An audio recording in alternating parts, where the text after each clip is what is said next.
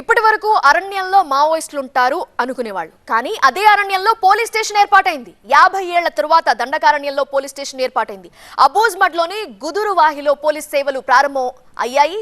వాళ్ళ సేవలు అందుబాటులోకి వచ్చాయి. ప్రారంభోత్సవ కార్యక్రమంలో 1500 మంది పోలీసులు, స్థానిక గిరిజనులు పాల్గొన్నారు. ఈ స్టేషన్ ని Maharashtra ADG Shering Dorje, CRPF DIG Sharma, Gadchiroli SP Nilotpal ప్రారంభించారు.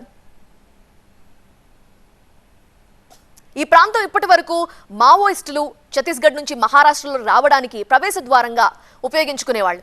అబూజ్మడ్ దండకారణ్యం నుంచి మావోయిస్టుల ఏరివేత లక్ష్యంగా ఇప్పటికే కూంబింగ్ ముమ్మరంగా సాగుతోంది. గత ఏడాది ఇదే ప్రాంతంలో ఎన్కౌంటర్ కూడా జరిగింది. అందులో జవాన్ మృతి చెందారు. 4 నక్సలైట్లు హతమయ్యారు.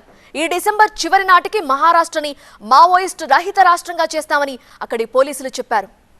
ఛత్తీస్గఢ్లోని కీలకమైన మావోయిస్టుల స్థావరాలపై ఇప్పటికే భద్రతా బలగాలు పట్టు సాధించిన నేపథ్యంలో మావోయిస్ట్ ముక్త్ భారత్ దిశగా అడుగులు వేగంగా పడుతున్నాయంటున్నారు.